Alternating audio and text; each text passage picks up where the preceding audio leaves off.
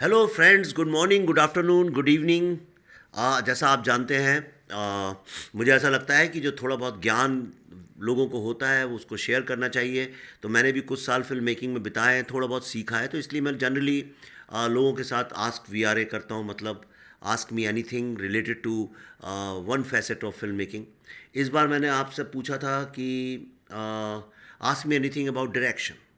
And पहली बात तो मैं आप सबको थैंक्स करना चाहता हूँ, इतना ओवरवेलमिंग रिस्पॉन्स है।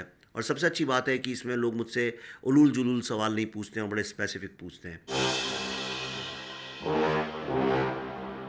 अजय मार्टिन पूछते हैं, how will you direct Parva, grand like with V F X और with great screenplay only और बोथ।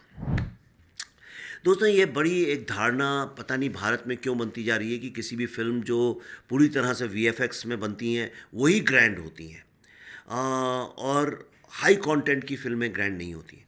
मुझे ऐसा लगता है जब कहानी कम हो तब आपको सेट्स, कॉस्ट्यूम, मार्केटिंग, वीएफएक्स, तब ताम झाम की ज़रूरत होती है, जब आपकी कहानी में इतनी ताकत ना हो कि वो लोगों के दिलों के अंदर घुस जाए।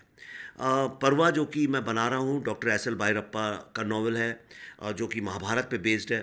पूरी यानी महाभारत ही है, बेस्ड क्या है। अ, आप मुझे बताइए, महाभारत से अच्छी कहानी वर्ल्ड में कौन सी है? तो जब इतनी महान कहानी, ऐसे इंटरेस्टिंग कैरेक्टर्स, इतनी सब लेयर्स, इतने कॉन्फ्लिक्ट्स, कॉम्प्लेक्सिटीज़, जो कहानी ही पेज टर्नर है, हर पेज पे लगता है कि आगे क्या हुआ, अब क्या हुआ, अच्छा इसका सोल्यूशन कैसे होगा। और साथ में उसकी जो मोरालिटी है, जो धर्म की जो एक डिफाइन किया है अलग अलग तरीके से, धर्म किसके लिए क्या धर्म है, वही व्यक्ति घर से निकलता है एक धर्म है, घर लौट के आ रहा है तो अलग धर्म है। ये जो चीज़ें उसके अंदर हैं, आप मुझे बताइए, इतनी महान कहानी के लिए क्या वीएफएक्स की ज़रूरत है? वीएफएक्स की ज़रूरत तब होती है जब हम उसको क्रिएट ना कर सकें रियलिटी में। जैसे आपको अगर दिखाना है 1 लाख लोगों की घोड़े की आर्मी है और हाथियों की आर्मी है, वो आप रिक्रिएट नहीं कर सकते। तो उसमें जो शुरू के 100-150 हाथी और घोड़े होते हैं वो असली होते हैं, लोग भी असली होते हैं। फिर उसको शूट इस तरह से करते हैं, उसको मल्टीप्लिकेशन बोलते हैं, कि मल्टीप्लाइंग। वो एक टेक्निकल क्लैरिकल प्रोसेस है, और मैं बेसिकली मैं बहुत ज़्यादा इन चीज़ों में बनता नहीं हूँ कि अच्छा वीएफएक्स क्या होगा, ये क्या होगा। मेरे लिए वो सब चीज़ें सेकेंडरी हैं। Most important thing is the story and the characters. तो मैं जो महाभारत बना रहा हूँ, जो पर्वा जिसका भी नाम है हाल फिलहाल, हालांकि कई लोग कह रहे हैं कि उसका नाम महाभारत ही क्यों नहीं रखते हैं, I will think about it. लेकिन जो महाभारत का मैं बना रहा हूँ वो purely character driven, conflict driven, emotion driven and dialogue driven होगी। अब उसमें जहाँ जहाँ वीएफएक्स की ज़रूरत पड़ेगी वहाँ वीएफएक्स करेंगे, जहाँ पे रियल एसएफएक्स की ज़रूरत पड़ेगी वहाँ रियल एसएफएक्स करेंगे। तो I hope I have answered your question. Nia Grover, NIAA Nia Grover asked me, I always wondered if the film director takes care of everything from camera angles to final shot. It's true. जिस तरह से एक नवजात शिशु जो एकदम पैदा ही हुआ है, उसकी पूरी की पूरी देखभाल उसकी माँ करती हैं।